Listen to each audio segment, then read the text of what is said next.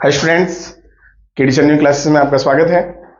चलिए, मैं आशा करता हूं सभी अच्छे होंगे, सभी की यूपी बोर्ड की तैयारी अच्छी चल रही होगी, कल एग्जाम भी है।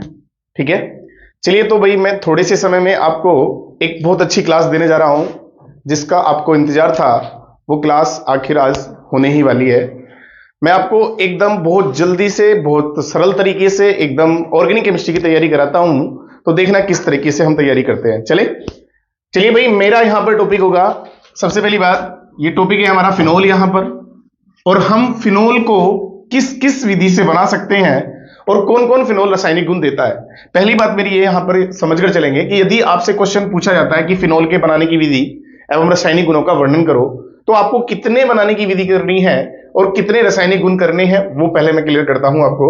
यदि आपसे नहीं कहता है कि 4 विधि दीजिए या 3 विधि दीजिए, तो आप 2 तो कम से कम करेंगे और कम से कम 5 रासायनिक गुण देंगे जो आपको सरलता से आते हैं। यदि उसने कंडीशन अप्लाई करी है कि केवल ये रासायनिक गुण देने हैं, तो तुमको वही रासायनिक गुण देने होंगे जिसको वो क्या करेगा, आपसे पूछेगा। ठीक है, चलिए सबसे पहली बात, यहां पर आपको एक जाल सा बिछा दिखाई दे रहा है। जाल नहीं है भैया, ये क्या है, ऑर्गेनिक केमिस्ट्री के अंदर फिनोल एक टॉपिक है जिसकी मात्र अधिकतर सारी ही लगभग क्या है, यहां पर रासायनिक अभिक्रियाएं हैं। ठीक है, चलो समझते हैं। सबसे पहले ध्यान देंगे, यहां पर मेरे जो यहां पर एरो के चिन्ह लगे हैं, उन तीरों को देखना कि जो इशारा ऐसे कर रहे हैं तो इसका मतलब क्या है, ये इसको इशारा कर रहे हैं कि ये बनकर आएगा, और जो इधर जा रहे हैं वो इशारा क्या कर रहे हैं हमारे, क्या होगा भैया, वो बनकर आएगा। ठीक है, क्या आएगा, बनकर आएगा, जो तीर का निशान यहां पर लगा है। ठीक है, अब कॉमन सबसे पहली बात हम लोग कर लेते हैं, यहां पर ध्यान देंगे, ये यहां पर क्या है, हमारा क्यूमीन है। आपने अगर पढ़ा है तो क्या है ये यहां पर क्यूमीन, और क्यूमीन से मैं क्या बना रहा हूं भैया, यहां पर क्यूमीन से बना रहा हूं यहां पर मैं फिनोल। तो क्यूमीन की क्रिया पहले हम कराते हैं किसके साथ भैया, वायु के साथ। क्यूमीन परोक्साइड बनता है और फिर जल अपघटन से दूसरा स्टेप बताता है कि जल अपघटन से देता है फिनोल। ठीक है, और साथ में एसीटोन रिमूव होता है। सेकंड टर्म्स की अगर मैं बात करता हूं बेंजीन से, तो बेंजीन की क्रिया जब हम सल्फ्यूरिक अम्ल के साथ कराते हैं H2SO4 के साथ, तो हमारा बेंजो सल्फोनिक अम्ल बनता है, जो NaOH से अभिक्रिया करके 2 बार पुनः क्या बनाता है, फिनोल बनाता है। नेक्स्ट अगर मैं बात करूं किसकी भैया, क्लोरोबेंजीन की। अगर क्लोरोबेंजीन की क्रिया हम NaOH से करते हैं, तो NaOH से क्रिया करने पर जलीय माध्यम में सीधा मेरा क्लोरोबेंजीन क्या देता है, मेरा फिनोल देता है। क्या देता है भैया, फिनोल देता है। चलिए, तो यहां पर मैंने आपको 1 2 3 विधि बताई। चौथी विधि ये भी है हमारी, यहां पर ये सैलिसिलिक अम्ल है, और सैलिसिलिक अम्ल की अगर मैं सोडा लाइम के साथ अभिक्रिया सीधा करूं, तो मेरा COOH सोडियम कार्बोनेट के रूप में रिमूव हो जाएगा और सीधा मेरा फिनोल बन जाएगा। तो मैंने 4 विधि आपको बनाने की बताई, किसकी भैया, फिनोल की। और भी विधि हो सकती है लेकिन ज्यादा हमें नहीं पढ़नी है, क्योंकि लगभग हमसे 3 या 4 पूछता है, इससे ज्यादा नहीं पूछता। ठीक है, तो अब मैं आपको नजारा दिखाता हूं इन चिन्हों का। ये जो तीर के निशान इंगित कर रहे हैं, ये बता रहे हैं कि ये फिनोल से रासायनिक गुण हो रहे हैं या फिनोल से ये कंपाउंड बन रहे हैं। चलिए भाई, हम लोग नंबर लगाते हैं इधर से ही। सबसे पहले ध्यान देंगे, फिनोल की क्रिया यहां पर किससे कराई गई है, BDC। आप लोग BDC का सूत्र जानते होंगे। BDC का सूत्र क्या होता है, बेंजीन, इसके ऊपर क्या होता है बेटे, N2Cl। ठीक है, प्लस माइनस। तो ये एक कपलिंग रिएक्शन है जिसको युग्मन अभिक्रिया कहते हैं, और युग्मन अभिक्रिया वेरी वेरी मोस्ट इंपोर्टेंट है। जब हम किसका भैया, फिनोल का BDC के साथ योग करेंगे, तो BDC को कुछ इस प्रकार से क्या कर लेंगे, घुमा लेंगे, और यहां से Cl और फिनोल का एक H HCl क्या हो जाएगा, रिमूव हो जाएगा, और यहां से फिनोल इससे ऐड हो जाएगा, जिसका नाम बनेगा क्या भैया, एक एजोरंजक हमें यहां पर प्राप्त होगा, पैरा हाइड्रोक्सी डाइएजोबेंजीन इसका नाम है। ठीक है, ये एक युग्मन अभिक्रिया है, इंपोर्टेंट अभिक्रिया है, पेपर में इसको पूछा जाएगा। नेक्स्ट में चलता हूं आगे।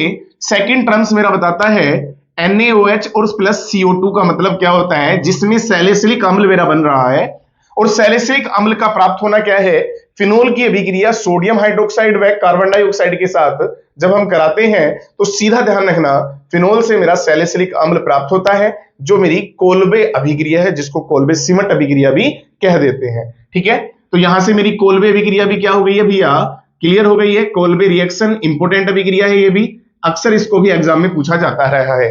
नेक्स्ट अगर मैं बात करूं, फिनोल की अभिक्रिया क्लोरोफॉर्म तथा NaOH का मतलब है कास्टिक सोडे के साथ कराते हैं, तो मेरा सैलिसिल एल्डिहाइड प्राप्त होता है।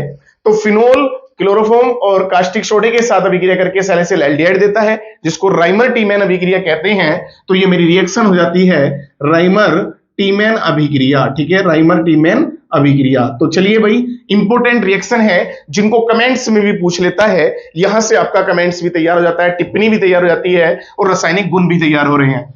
दूसरी बात और बताऊंगा, एक question how can to obtain में भी आता है, कैसे प्राप्त करेंगे, वो भी क्वेश्चन यहां से तैयार हो जाएगा आपका। एक बात और भी गौर करना है यहां से, यदि आप इसकी क्रिया एसिटिल क्लोराइड के साथ या एसिटिक एनहाइड्राइड के साथ कर दो तो एस्प्रिन हमारा यहां पर बनकर तैयार हो जाता है सैलिसिलिक अम्ल से। एस्प्रिन मतलब सिरदर्द की दवा का एक साल्ट होता है जो इससे ही बनता है। नेक्स्ट आगे बढ़ते हैं, NaOH से क्रिया करें या Na से क्रिया करें, दोनों ही क्रियाओं में हमारा बनता है एक साल्ट जिसको हम बोलते हैं क्या भैया, सोडियम फिनोक्साइड। और ये बताता है किसको भैया, फिनोल के एसिडिक करैक्टर को, अम्लीय लक्षण को बताता है। इंपोर्टेंट टर्म्स है क्योंकि अक्सर पूछ लेता है फिनोल के अम्लीय लक्षण की व्याख्या करो या फिनोल के अम्लीय गुण की व्याख्या करो। ठीक है, तो ये सोडियम फिनोक्साइड बनता है, चाहे Na से क्रिया करना या NaH से करना, दोनों में यही कंडीशन होगी। नेक्स्ट चलते हैं हम लोग, यहां पर AlCl3 की उपस्थिति में CH3Cl से हम लोग क्रिया करा रहे हैं और इस रिएक्शन को बोलते हैं फ्रीडल क्राफ्ट अभिक्रिया। कौन सी बोलते हैं भैया, फ्रीडल क्राफ्ट रिएक्शन या अभिक्रिया, जिससे हमारा ऑर्थाजाइलिन और पैराजाइलिन हमारा प्राप्त होता है, सॉरी, जिससे हमारा ऑर्थाक्रिशोल और पैराक्रिशोल प्राप्त होता है। ये क्या है, हमारी फ्रीडल क्राफ्ट अभिक्रिया है। नेक्स्ट अगर मैं बात करता हूं, अगला हमारा टर्म्स आता है ऑक्सीकरण। कौन सा आता है भैया, हमारा ऑक्सीकरण। अब ऑक्सीकरण में हम लोग जानते हैं एक टर्म्स और भी है यहां पर, यदि हम इसका सल्फोनीकरण करना चाहें तो हमारा OH एक बार ऑर्था पे जाएगा SO3H और एक बार पैरा पे जाएगा। ठीक है, ये भी हो सकता है यहां पर सल्फोनीकरण। ठीक है, उसके बाद अगर हम इसका ऑक्सीकरण करते हैं, उत्प्रेरक आप जानते हैं Na2Cr2O7 ले सकते हैं, एसिडिक करैक्टर बोले तो अम्लीय माध्यम में, और जब इसका ऑक्सीकरण करते हैं तो हमारा प्राप्त होता है बेटे पैराबेंजोक्विनोन। क्या प्राप्त होता है, पैराबेंजोक्विनोन। अब देखो मैंने इतने सारे रासायनिक गुण क्यों बताए हैं आपको, क्योंकि कमेंट्स के रूप में भी आपको क्या आ सकते हैं, रासायनिक गुण आ सकते हैं। 1 2 3 4 5, आप 5 रासायनिक गुण करेंगे, कोई प्रॉब्लम नहीं है, 5 नंबर के क्वेश्चन में कवर हो जाएगा। लेकिन हो सकता है कि इस तरह का क्वेश्चन आके आपको 5 नंबर के कमेंट्स अलग अलग आ जाए, कोल्बे आ जाए, राइमर टीमैन आ जाए, है फ्रीडल क्राफ्ट आ जाए, या फिर आपको युग्मन अभिक्रिया आ जाए, तो आपको 5 नंबर ये अलग से भी मिल जाएंगे, क्योंकि इसके लिए आपको क्या लिखना है, किसकी क्रिया किसके साथ करने पर क्या प्राप्त हो रहा है, वही क्या कहलाएगी, हमारी कमेंट्स कहलाएगी। ठीक है, चलिए, दहन का मतलब है अगर हम फिनोल को जलाएंगे तो कार्बन डाइऑक्साइड जल में ऊष्मा देगा, सिंपल सी रिएक्शन है।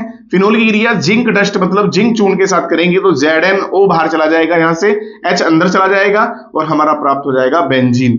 नेक्स्ट, यदि हम निकल की प्रेजेंट में इसका अपक्षयन कराते हैं तो ध्यान दो, 3 दूनी 6 H हर कार्बन परमाणु से ऐड होता चला जाएगा, यहां यहां यहां यहां यहां, और बीच का रिंग हट जाएगा, ये बच जाएगा हमारा साइक्लोहेक्सेनोल। ठीक है, नेक्स्ट चलते हैं, यदि ब्रोमीन जल के साथ में फिनोल का हेलोजनीकरण करता हूं तो एक बार मेरा कहा जाता है ऑर्था पे Br, एक बार पैरा पे, एक बार फिर से ऑर्था पे, मतलब 2,4,6 ट्राई ब्रोमो फिनोल मेरा यहां से प्राप्त होता है। लेकिन यदि मुझे इससे ऑर्था पैरा उत्पाद प्राप्त करना है तो मैं इसका ब्रोमीनीकरण कार्बन डाइसल्फाइड की उपस्थिति में करूंगा। ठीक है, चलिए फिर चलते हैं नेक्स्ट आगे। यदि मैं फिनोल का नाइट्रीकरण करता हूं कंसंट्रेट H2SO4 की उपस्थिति में तो वेरी वेरी मोस्ट इंपोर्टेंट, ये मेरा TNP देता है। कभी कभी TNP की फुल फॉर्म पूछ लेता है, 2,4,6 ट्राई नाइट्रोफिनोल, 3 बार NO2 आ रहा है ना, ट्राई नाइट्रोफिनोल इसकी फुल फॉर्म बन जाएगी। ठीक है, तो इसी प्रकार से हम लोग क्या कहेंगे, ये हमारा फिनोल का नाइट्रीकरण है। यदि फिनोल से मुझे ऑर्था पैरा उत्पाद प्राप्त करना है तो मुझे कंसंट्रेट HNO3 की जगह लेना होगा क्या भैया, डाइल्यूट HNO3, जिससे मेरा ऑर्था पैरा उत्पाद प्राप्त हो जाएगा। नेक्स्ट भैया इंपॉर्टेंट रिएक्शन है, फिनोल की अभिक्रिया थैलिक एनहाइड्राइड के साथ करा रहा हूं मैं। ये थैलिक एनहाइड्राइड किसका सूत्र भी है, थैलिक एनहाइड्राइड का। ठीक है, और थैलिक एनहाइड्राइड की अभिक्रिया फिनोल के 2 मोल्स के साथ यदि मैं कराऊं तो मेरा बनता है भैया फिनोफ्थलीन। क्या है, फिनोफ्थलीन एक सूचक होता है जो अम्ल क्षार के लिए क्या किया जाता है, उपयोग किया जाता है फिनोफ्थलीन। ये भी रिएक्शन हमारी क्या हो जाती है भैया, इंपोर्टेंट हो जाती है। ठीक है, इस रिएक्शन को कैसे करेंगे तो वो भी मैं आपको बता देता हूं, कंफ्यूजन नहीं होना चाहिए। लाइक दिस, आप लोग क्या करेंगे, इस तरह से थैलिक एनहाइड्राइड लेंगे। ठीक है,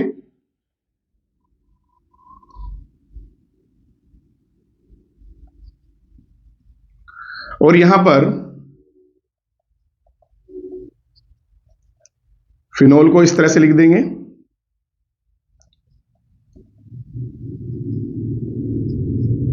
और यहां से जल रिमूव करते हुए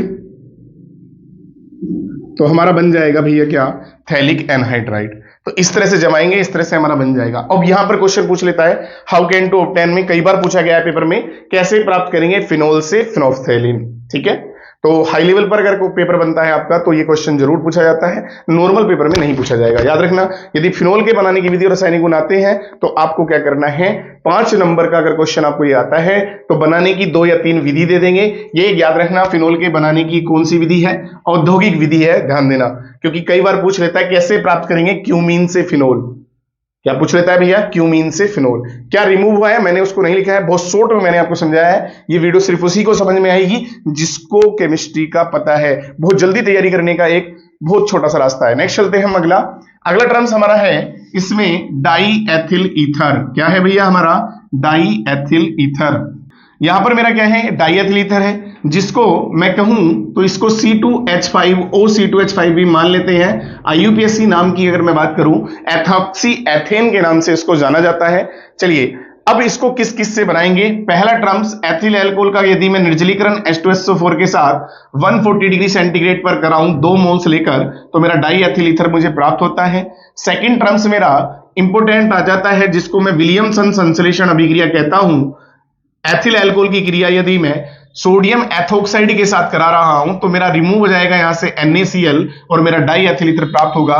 इंपोर्टेंट अभिक्रिया है भैया, कमेंट्स में पूछ लेता है विलियमसन संश्लेषण अभिक्रिया क्या है। ठीक है, एथिल क्लोराइड की अभिक्रिया सोडियम एथोक्साइड के साथ कराने पर डाई एथिल ईथर का प्राप्त होना ही क्या कहलाएगी, विलियमसन संश्लेषण अभिक्रिया। नेक्स्ट एथिल क्लोराइड की क्रिया यदि मैं सिल्वर ऑक्साइड के साथ कराऊं Ag2O तो मेरा क्या प्राप्त होता है भैया, AgCl बाहर चला जाएगा और डाई एथिल ईथर मुझे प्राप्त होगा। ये थी इसके बनाने की विधि। यहां पर एक very very most important question क्या है, एथिल ईथर के भौतिक गुण से वो क्वेश्चन है। क्या है भैया, एथिल ईथर जो होते हैं इनके क्वथनांक कम होते हैं, ये वाष्पशील द्रव होते हैं। यदि पूछा जाए कि इनके क्वथनांक एल्कोहलों से कम क्यों होते हैं, क्योंकि एल्कोहलों के बीच जो अणु होते हैं वे आपस में हाइड्रोजन बंध फॉर्म करते हैं या बनाते हैं, जिनको तोड़ने के लिए ज्यादा ऊर्जा चाहिए, लेकिन ये फॉर्म नहीं कर पाते, इसलिए इनके क्वथनांक क्या होते हैं, निम्न होते हैं या कम होते हैं। ठीक है, चलिए नेक्स्ट मैं बात कर लेता हूं किसकी भैया, इसकी एसिडिक करैक्टर बोले तो HCl से यदि मैं क्रिया कराऊं तो डाई एथिल ईथर में O से मेरा क्या जुड़ेगा, प्रोटॉन जुड़ेगा और Cl माइनस के रूप में बाहर आ जाएगा और ये डाई एथिल ऑक्सीनियम क्लोराइड बनाएगा।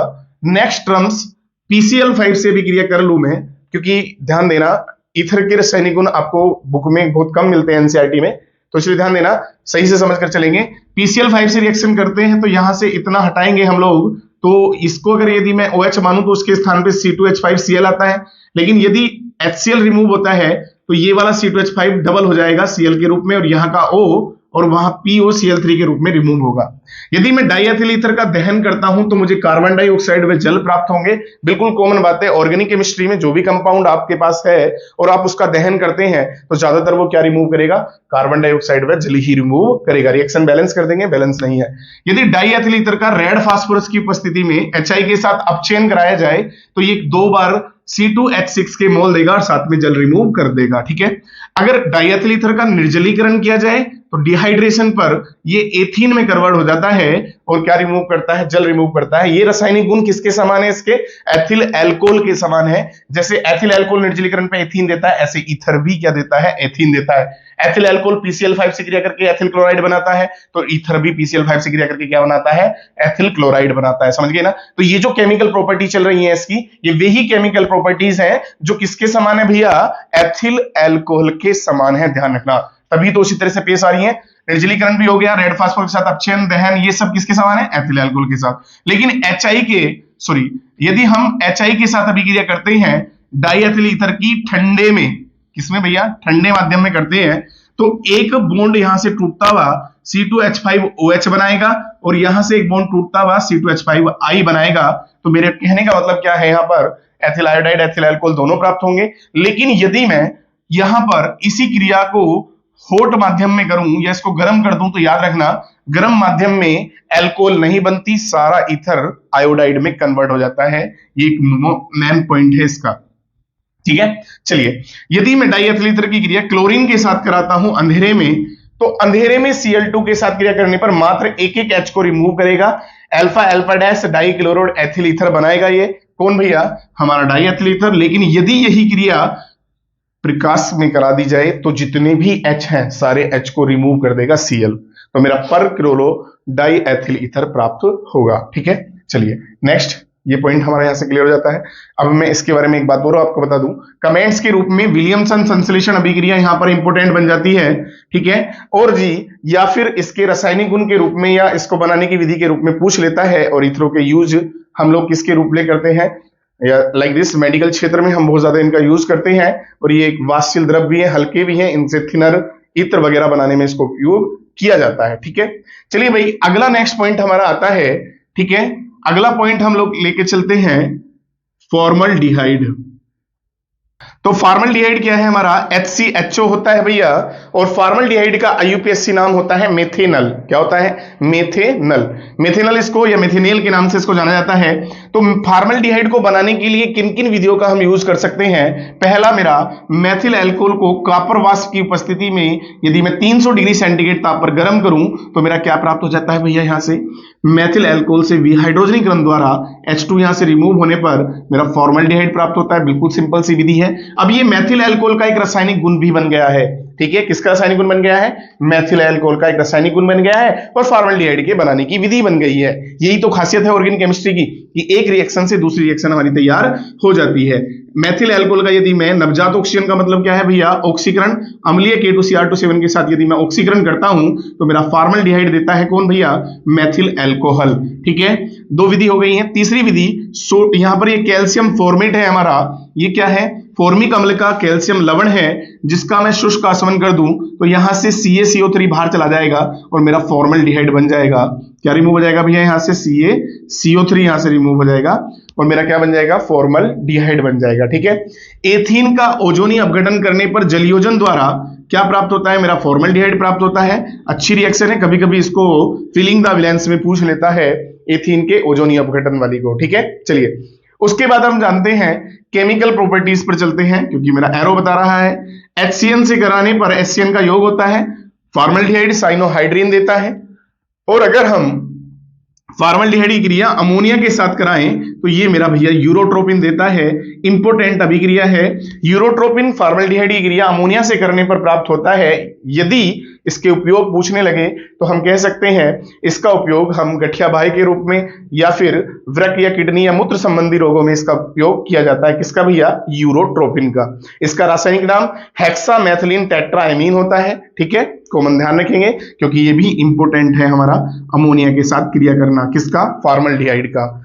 नेक्स्ट चलता हूं मैं, यदि फॉर्मल्डिहाइड की क्रिया अमोनिया के व्युत्पन्नों से करा दें, हाइड्रोजीन, फेनिलहाइड्राजीन, सेमी कार्बेजाइड, सेमी क्या 2,4,6 डाइनाइट्रोफेनिलहाइड्राजीन के साथ कराते हैं तो सिंपल सी बात है, बहुत आसान रिएक्शन है, आप कर सकते हैं। सभी में जल रिमूव होता है, ठीक है। तो जल रिमूव करते हुए आसानी से वो हो जाती हैं, ताकि मैंने उनको रखा नहीं है यहाँ पर, संघनन अभिक्रियाओं के अंतर्गत वो आती है। नेक्स्ट मैं बात करता हूं कंसंट्रेट NOH के साथ भैया, important reaction, very very most important reaction. क्यों है? क्योंकि फॉर्मल्डिहाइड की अभिक्रिया कंसंट्रेट यदि NOH से आप करा रहे हैं, क्योंकि इसमें अल्फा हाइड्रोजन प्रेजेंट नहीं है और नहीं है, इसलिए इस अभिक्रिया को किस नाम से जाना जाएगा भैया? कैनी-जारो अभिक्रिया के नाम से। और कैनी-जारो तुम्हें पता है फेमस रिएक्शन है, बिल्कुल भैया पूछ सकता है पेपर में। तो फॉर्मल्डिहाइड के 2 मोल्स कंसंट्रेट NH के साथ जब हम अभिकृत कराते हैं तो स्वतः अपचयन ऑक्सीकरण के फलस्वरूप हमारे क्या बनते हैं? ये 2 यौगिक बनते हैं, जिसको कैनी-जारो अभिक्रिया कहते हैं। फॉर्मल्डिहाइड की LiLH4 के साथ अभिक्रिया का मतलब होता है रिडक्शन, क्योंकि ये उत्प्रेरक है अपचयन का, और अपचयन करेंगे तो ये मेरा मैथिल अल्कोहल में अपचयित हो जाएगा, क्योंकि एक HC को मिलेगा, एक O को मिलेगा।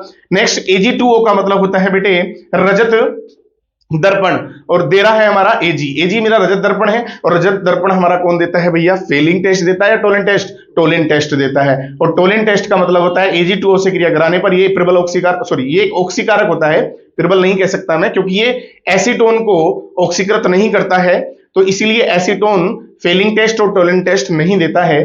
तो Ag2O क्या करता है, फॉर्मल्डिहाइड को फॉर्मिक अम्ल में बदल देगा और साथ में क्या देगा भैया, रजत दर्पण देगा Ag। क्योंकि रजत दर्पण इसे क्यों बोलते हैं, क्योंकि ये इतना चमकता है, जैसे दर्पण चमकता है ऐसे ही आप इस चांदी के अंदर अपना मुंह देख सकते हैं। CuO इसका मतलब क्या है, फेलिंग परीक्षण हम कर रहे हैं, सरलता में बता रहा हूं। फेलिंग परीक्षण करने पर ये क्यूप्रस ऑक्साइड का लाल अवक्षेप देता है, तो हम कह सकते हैं लाल भूरा अवक्षेप देता है, तो ये क्या है हमारा फेलिंग परीक्षण। It's okay. फॉर्मल्डिहाइड का नवजात ऑक्सीजन का मतलब क्या होता है, ऑक्सीकरण, और ऑक्सीकरण करने पर ये क्या देता है भैया, फॉर्मिक अम्ल देता है। NaHSO3 के साथ एक योगात्मक उत्पाद देता है जिसे हम क्या बोलते हैं, फॉर्मल्डिहाइड सोडियम बाई सल्फाइड बोलते हैं। तो इस प्रकार से यहां पर मैंने बहुत छोटी सी लैंग्वेज में आपको 3 मेन टॉपिक पढ़ाए, जिनसे आपको यदि क्वेश्चन टिप्पणी में बनता है तो भी करेंगे, हाउ कैन टू ऑब्टेन में बनता है तो भी करेंगे, ठीक है, या फिर किससे बनता है, क्या भैया बनाने की विधि रासायनिक गुण में मिलता है तो भी आप इस क्वेश्चन को कवर करेंगे। तो इस प्रकार से थी हमारी ये शॉर्ट ट्रिक। ठीक है, हम नेक्स्ट चलिए भाई, अगला टॉपिक हमारा क्या है, एसिटिक अम्ल। ठीक है, बहुत जल्दी से हम इसका भी रिवीजन करते हैं। एसिटिक अम्ल क्या है हमारा, CH3COOH, इसको एथेनोइक अम्ल के नाम से जाना जाता है। अब एसिटिक अम्ल को किस किस से हम लोग बना सकते हैं, आपने पढ़ा होगा मैथिल मैग्नीशियम ब्रोमाइड, जिसको GR में बोल देता हूं, ग्रिग्नार्ड रिजेंट, और उसकी क्रिया कार्बन डाइऑक्साइड के साथ करते हुए और बाद में क्या करते हैं, हाइड्रोलाइसिस करते हैं, तो जल अपघटन करने पर बनता है मेरा एसिटिक अम्ल। नेक्स्ट, यदि मैं एथिल एल्कोहल का ऑक्सीकरण क्षारीय एमिनोफोर के साथ कराता हूं तो ये प्रबल ऑक्सीकारक होता है, ये एथेनॉल को एस्टल्डिहाइड में बदले बिना सीधा किससे बदल देता है, एथेनोइक अम्ल में बदल देता है, ठीक है ना, एसिटिक अम्ल में। यदि मैं एस्टल्डिहाइड का ऑक्सीकरण अम्लीय K2CR2 के साथ कराऊं तो ये इसको किसमें बदल देगा भैया, एसिटिक अम्ल में बदल देगा, ठीक है। यदि एथाइन पर मैं सीधा जल का योग करता हूं तो H के 2 परमाणु C को मिलेंगे, ठीक है ना, और इसको क्या मिल जाएगा हमारा, O मिल जाएगा, गुड, ठीक है। इससे नहीं बना सकते भैया, इससे हम एल्डिहाइड बना सकते हैं,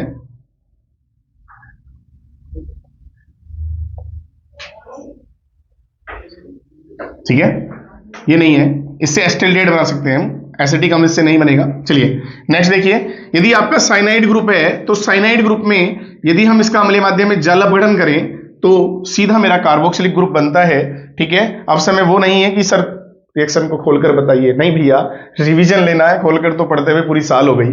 अब तो सिर्फ आपको ये करना है कि आपको याद कैसे रहे किसकी क्रिया करने पर क्या प्राप्त होता है, ठीक है बेटे। तो साइनाइड का हाइड्रोलाइसिस करते हैं या जल अपघटन करते हैं तो एसिटिक अम्ल बनता है, और एसिटिल क्लोराइड का यदि जल अपघटन करें तो HCl रिमूव हो जाएगा, तब भी मेरा एसिटिक अम्ल बनेगा। और यदि मैं एसिटामाइड का भी जल अपघटन करूं तो भी मेरा एसिटिक अम्ल बनेगा। पिछली बार पेपर में एसिटिक अम्ल के बनाने की 4 विधि पूछी थी एग्जामिनर ने, ध्यान रखना, एक पेपर में 2023 के अंदर, ठीक है ना।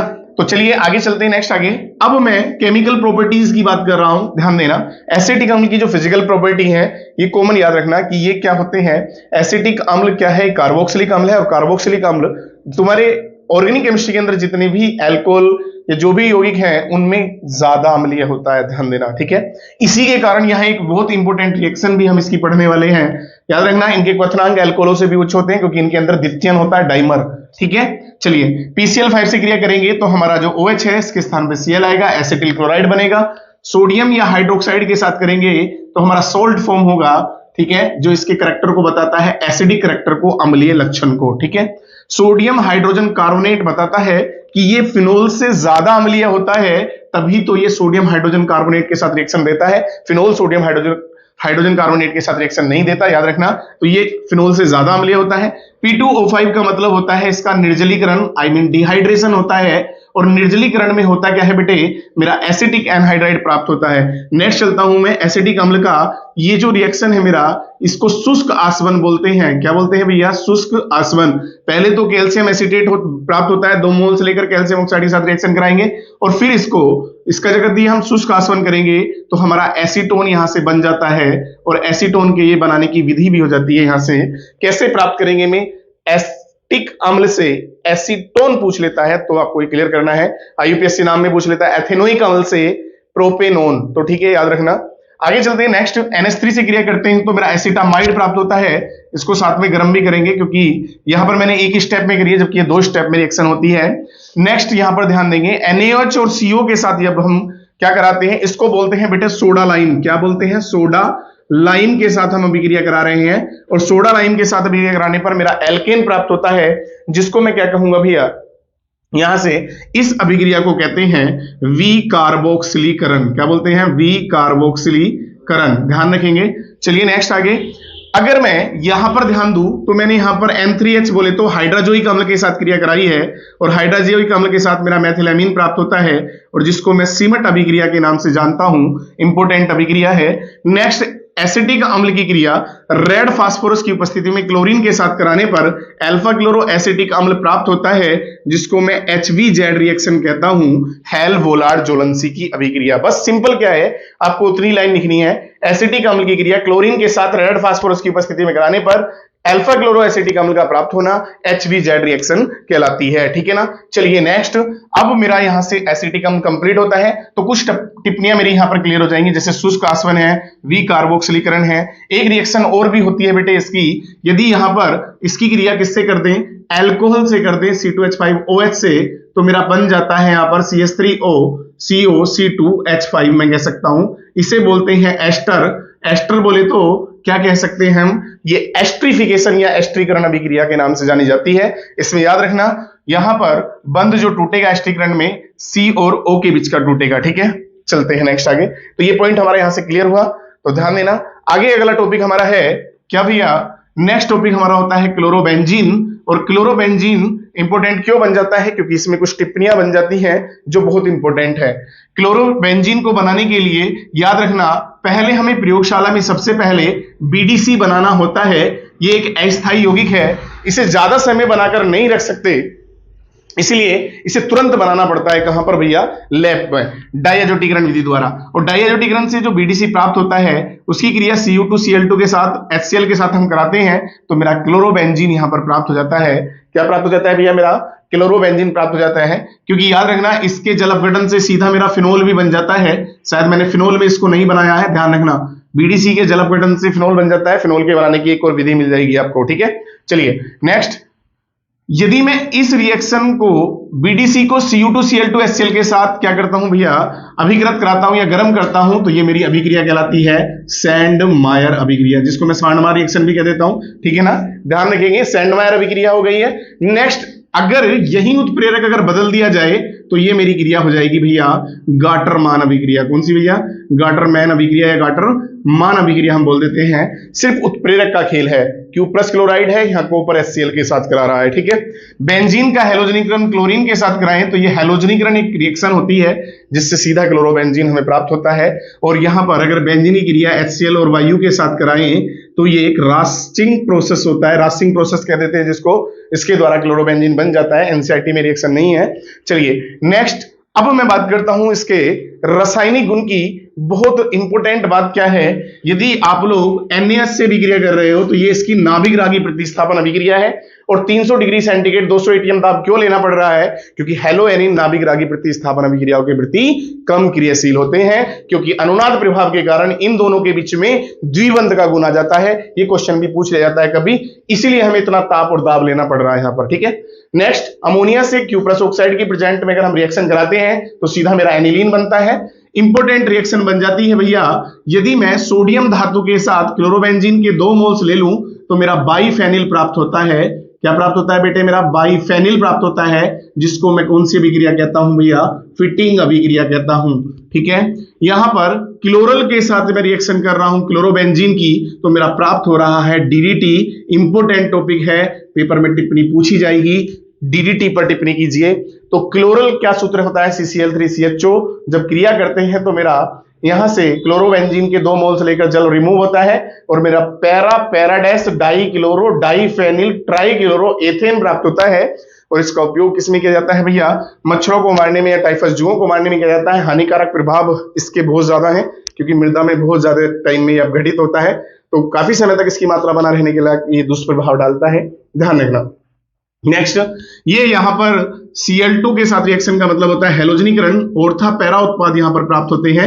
उसके बाद नाइट्रीकरण की अगर मैं बात करूं तो यहां पर भी ऑर्था पैरा प्राप्त होंगे हमारे। ठीक है। तो ध्यान देना, पैरा वाला इसमें मुख्य उत्पाद होता है, तो मेन ये होता है। ऑर्था वाला ना भी लिखोगे तो चलेगा, और क्या बाहर निकलना ये भी नहीं लिखोगे तो भी चलेगा। क्लोरोफॉर्म सॉरी CH3Cl का मतलब होता है फ्रीडल क्राफ्ट रिएक्शन, और जिसमें मैंने पैरा वाला सिर्फ दिखाया है, तो मेरा ये बनेगा क्या भैया, ऑर्था सॉरी पैरा मैथिल क्लोरोबेंजीन में इसको बोल सकता हूं। नेक्स्ट इसी प्रकार से अगर आप लोग एसिटिल क्लोराइड से करते हैं तो पैरा क्लोरो एसिटोफिनोन के नाम से इसको जाना जाता है। तो ये भी मेरा फ्रीडल क्राफ्ट एसिलन है या एसिटिलीकरण है, ठीक है। चलिए नेक्स्ट यहां पर ध्यान देंगे, ये जो रिएक्शन है इसमें किसके साथ क्रिया कराई है भैया, सोडियम धातु के साथ मेथिल क्लोराइड के साथ क्रिया कराई है, जिससे बना है मेरा क्या भैया, टॉलुइन बना है या मेथिल बेंजीन, और ये मेरी रिएक्शन है बोटज फिटिंग अभिक्रिया, क्योंकि यहां पर ये एरोमेटिक है और ये मेरा एलाफेटिक है, ठीक है। चलिए ये क्लियर हो जाता है हमारा यहां से क्लोरोबेंजीन। आगे हम लोग जानते हैं अब नेक्स्ट अगला टर्म्स हमारा क्या होगा, क्या भैया, नेक्स्ट टर्म है हमारा एसीटोन। चलिए तो भाई नेक्स्ट बात कर लेते हैं किसकी भैया, एसीटोन की। तो एसीटोन को CH3COCH3, ठीक है, इसको प्रोपेनोन के नाम से भी जाना जाता है, ये भी ध्यान रखना। तो एसीटोन को किस प्रकार से हम लोग बना सकते हैं, यहां पर ध्यान दो, 2 डिग्री एल्कोहल मेरा यहां पर है। 2 डिग्री एल्कोहल से मुझे याद आया, ध्यान देना, एल्कोहलों में आपके 1 डिग्री 2 डिग्री 3 डिग्री एल्कोहल होते हैं, तो इनमें तीनों के अंदर विभेद पूछ लेता है, और किसके द्वारा करते हैं भैया, ल्यूकास अभिकर्मक के द्वारा। इंपॉर्टेंट क्वेश्चन है, याद करना मत भूलना, ठीक है। तो आगे चलते हैं नेक्स्ट, ठीक है भैया। तो 2 डिग्री एल्कोहल जो है कॉपर वाष्प के साथ 300 डिग्री सेंटीग्रेड ताप पर, यहां पर इसका होता है विहाइड्रोजनीकरण, और विहाइड्रोजनीकरण होने पर सीधा मेरा एसीटोन बनता है। लेकिन यदि यहां पर कैल्शियम एसीटेट की बात करूं, मैं अभी शुष्क आसवन एसिटिक अम्ल में आपको बता आया था, तो इसको हम लोग जब इसका शुष्क आसवन करते हैं तो यहां से CaCO3 हमारा रिमूव हो जाता है, और ये मेरा बन जाता है क्या भैया, एसीटोन, ठीक है। और यदि मैं 2 डिग्री एल्कोहल का ऑक्सीकरण करूं, ठीक है, तो सीधा मेरा क्या बन जाता है भैया, एसीटोन। ग्रिग्नार्ड अभिकर्मक की क्रिया कैडमियम क्लोराइड और किसके साथ भैया, एसिटिल क्लोराइड के साथ मैं 2 स्टेप में करूं तो भी मेरा बन जाता है एसीटोन, ठीक है। ये यहां पर ध्यान देंगे, ये यहां पर क्या है, मेरा एल्कीन है, और एल्कीन का ओजोनी अपघटन करने पर भी मेरा एसीटोन बनता है, जैसे फॉर्मल्डिहाइड के ओजोनी अपघटन से बनता है। चलिए इसमें इंपॉर्टेंट टर्म्स क्या है, ध्यान देना, यहां पर यदि HCN से आप अभिक्रिया करते हैं तो आपका बनता है एसीटोन साइनोहाइड्रीन। याद रखना, अमोनिया से अभिक्रिया करने पर देता है ये क्या भैया, अमोनिया डाई एसीटोन भी हम इसको बोल सकते हैं। नाइट्रिक अम्ल के साथ इसका ऑक्सीकरण होता है, और ऑक्सीकरण में ध्यान देना, ये दोनों बंध टूटते हैं, एक इधर वाला भी और एक इधर वाला भी, ठीक है। तो ये ऑक्सीकरण है, इसका ऑक्सीकरण भी इंपॉर्टेंट है। जिंक अमलगम के साथ इसका अपचयन करते हैं तो प्रोपेन बनता है, और इसको क्लीमेंसन अपचयन के नाम से जाना जाता है, क्लीमेंसन अपचयन, और ये इंपॉर्टेंट भी है अपचयन भैया। ध्यान देना, हाइड्रोजन और KOH के साथ यदि हम कराते हैं तो भी हमारा यही बनेगा, और ये मेरा अपचयन होगा वोल्फ किस्नर अपचयन। कौन सा होगा भैया, मेरा वोल्फ किस्नर अपचयन। सांद्र H2SO4 के साथ यदि एसीटोन के 3 मोल्स को आप गर्म करते हैं तो आपका बनेगा मेसिटिलीन। क्या बनेगा भैया, मेसिटिलीन, ठीक है, मेसिटिलीन बनेगा, मेसिटिलीन, ठीक है। उसके बाद यदि डाइल्यूट NaH के साथ कराते हैं आप तो तनु NaH के साथ का मतलब होता है एल्डोल संघनन। इंपोर्टेंट अभिक्रिया है भैया, एल्डोल संघनन, और एल्डोल संघनन में अल्फा बीटा संतृप्त क्या प्राप्त होते हैं, कीटोन प्राप्त होते हैं। तो इंपोर्टेंट अभिक्रिया है एल्डोल संघनन भी। यदि आप क्लोरोफोन के साथ कराते हैं तो यहां पर भैया मेरा बनता है क्लोरीटोन। क्या बनेगा भैया, क्लोरीटोन। और क्लोरीटोन जो होता है भैया, क्या होता है, क्लोरीटेन एक मेडिसिन है क्लोरीटोन, और इसका उपयोग हम किसमें कर सकते हैं, निश्चेतक के रूप में इसका उपयोग किया जाता है, ठीक है, और भी इसका उपयोग हम कर सकते हैं। तो इस प्रकार से आपके यहां पर बहुत इंपॉर्टेंट टर्म्स आ जाते हैं। एक बात और भी ध्यान रखेंगे, अगर एसीटोन पर आप एल्कोहल का योग कराते हैं तो भी आपका यहां पर एक इंपॉर्टेंट टर्म्स बन जाता है। जगह कम थी, मैंने उसको नहीं दिखाया है, पर आप लोग देख सकते हैं। चलिए नेक्स्ट, मैं फिर बता रहा हूं कि जितने रासायनिक गुण मैं बता रहा हूं इनसे आपको कहीं ना कहीं क्वेश्चन डायरेक्ट न मिलके इनडायरेक्ट तरीके से मिल सकता है, इसलिए मैंने इतने सारे बनाने की विधियां और रासायनिक गुण आपको बहुत शॉर्ट तरीके से बताई हैं। तो आपको तैयारी करनी है भाई अच्छे से। चलते हैं नेक्स्ट, अगला टॉपिक हमारा भैया क्या है, एनिलीन है। क्या है भैया, एनिलीन। और एनिलीन को बनाने के लिए सबसे पहले मेरी विधि आ जाती है हाफमैन ब्रोमाइड अभिक्रिया।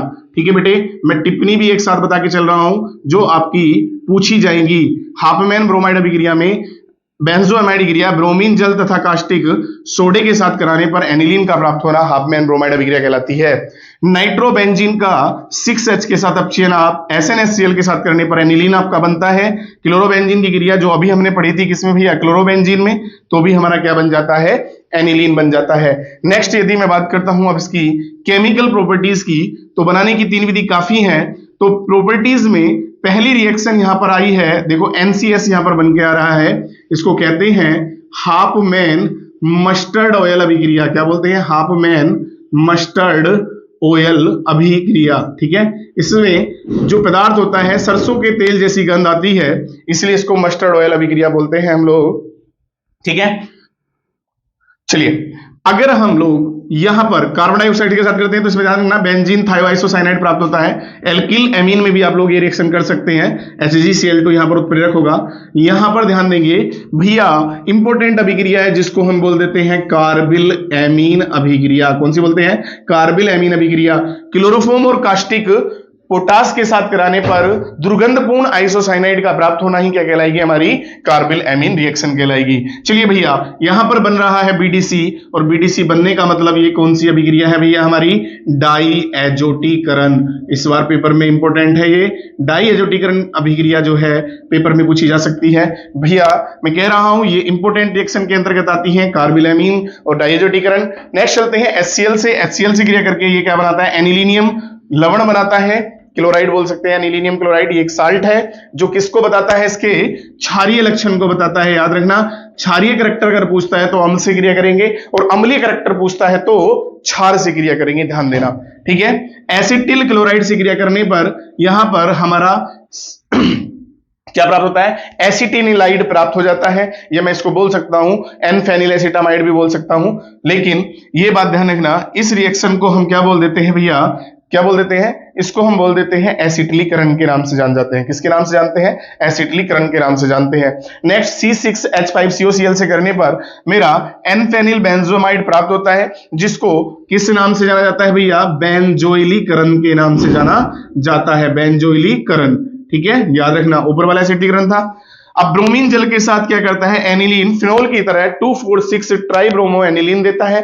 यदि मुझे ऑर्था पैरा उत्पाद प्राप्त करना हो तो मुझे एसिटिलीकरण द्वारा क्या करना होता है, एमीन समूह को क्या करना होता है, पहले संरक्षित या परिरक्षित करना होता है ताकि उसके सक्रियण प्रभाव को कम किया जा सके। तो उससे पहले मैं एसिटोनाइड बनाता हूं, ये वाला, और फिर मैं हैलोजनीकरण करता हूं, जिसके लिए मैंने यहां पर ये रिएक्शन दिखाई है।